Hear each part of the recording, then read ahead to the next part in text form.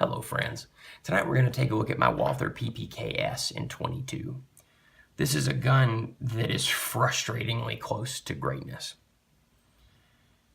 Were it not for some cost-cutting measures, both in materials and features, I think that this would have been one of the best 22s its size on the market. It makes me want to tear my hair out and say, why, Walther, why? Why did you not go the extra mile with this gun? That said, I'd like to preface this review by saying that I really like this gun and I bought it for a reason. And I'm not saying that I hate it or that it's a bad gun. Rather, it could have been an absolutely amazing gun rather than a really good gun. But first, let's go over a little bit of its background and talk about some of its fine features, of which there are many. This is still a really nice gun.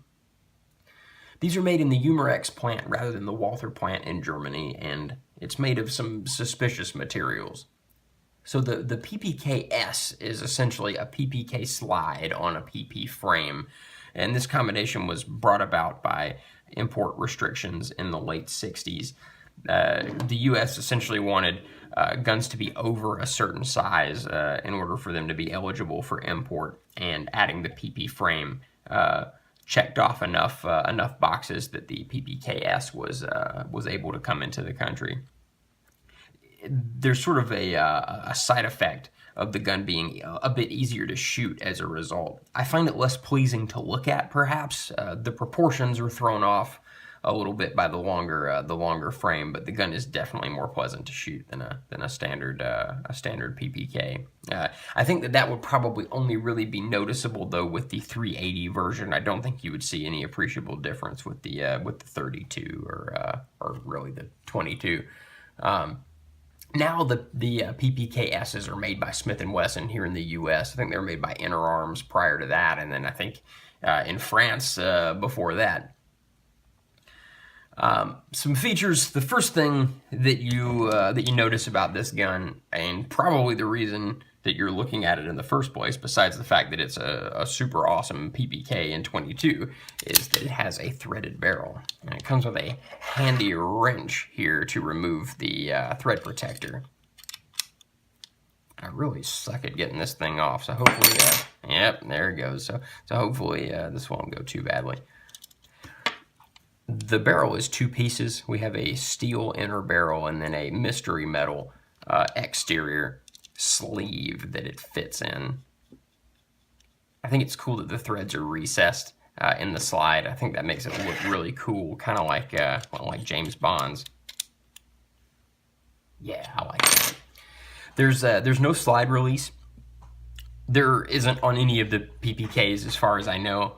Considering that this gun was intended to be small and somewhat concealable, you don't really need that anyway, as it would probably just snag on things. Although, you know, it's funny, I think the same could probably be said for the safety, although it's kind of rounded to not. But we have to drop the magazine, and by the way, the magazines come out really easily. The release is very positive, as people say, because it absolutely positively gets those magazines out of there quickly. So we have to take that out to release the slide. The single action, there's not much take up, and then a very, very crisp break. I love it. Once again, look at that. And then the reset is so quick. Look at that. Minimal. So a lot of the people who have shot this gun, I have commented on how quickly they were able to shoot it, even for a 22, and I agree. I mean, it's a blast. If you'll excuse the atrocious pun, it's a blast to shoot. We also have a lovely decocker safety. Gotta love that. It's great, and it comes with different sized front sights to account for different loads. I shoot a lot of Federal Auto Match, and the Auto Match was going very high with the stock sights, and I changed the front sight to one of the other ones in the box, and point of aim is perfect now, or point of impact rather. And I feel like one of the greatest features of this gun is that it feels like a real PPK. A lot of the mystery alloy 22s that are based on larger caliber guns don't really feel like the real thing, but this does a great job of capturing the true Walther experience. The competitors of this gun would be any of the cheap alloy 22s, like I was just mentioning. I don't feel like this really competes with any of the Ruger Mark IVs or anything like that. Those are noticeably superior guns to these mystery alloy 22s. And I chose this over some of the other things like it, mostly just because it's shaped like a PPK. You know, I feel like Umarex makes a lot of those lower end 22s, and this is one of the finest ones they make for sure. What do I do with this gun? Well, I got it because my wife loves it. She adores it. I do too, but she feels like she's just head over heels in love with this thing. I think she's shot 500 rounds through it since I got it, and we haven't had it for that long. She adores it. So that to me is it's worth it for that alone, because I have a fun gun for my Saturday afternoon range sessions. It's my Ruger Mark IV target. For her, this fills that same role. This is the one that she can't wait to throw into the range bag on a Saturday afternoon. Also, it's going to be a really fun suppressor host if we ever get around to getting a suppressor one day, which we might. All right, now for the negative. You're probably going to think that I don't like this gun after I go through this list of stuff, but I assure you I do. The only reason that I'm even bothering to go over all this stuff is in the hopes that perhaps if enough of us complain about these things, Walther will make the gun that this should have been. This is almost an absolutely amazing gun, and it starts with the price. This is $350.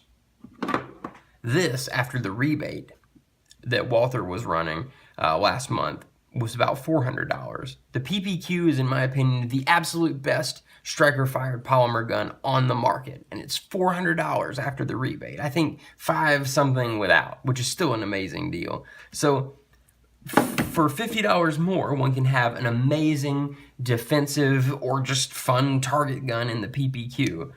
This is $350 for a gun that's not steel. It's made out of Zamek or Zamak, that zinc pot metal alloy. It makes this feel like a toy. Why is this not made out of steel? The original PPKs in 22 were steel, lovely blue steel, just like their 32 and 380 counterparts. Why was this not made the same way? As a result, I don't even consider this to be a real PPKS. It doesn't even accept any of the accessories that normally fit on PPKSs, like the replacement grips and that sort of thing, replacement sights. None of that stuff works on this gun, and I feel like that was a very, very, very poor, cheap design decision. So in addition to it not even being made out of what I consider to be a real appropriate metal for a firearm, the double action is... oh, it's awful. It's probably 20 pounds. Oh, that's terrible. It's even heavier than a regular PPK trigger, double action trigger pull, which is really saying something. I don't think anybody's ever said, man, those PPKs sure do have a great double action pull. You know, and I should say that I have no doubt that a company can make a great gun out of Zamek. I'm sure they can. I'm sure it can be done. The P22 has a Zamek slide, and I really like those. But for $350, it's insulting, in my opinion.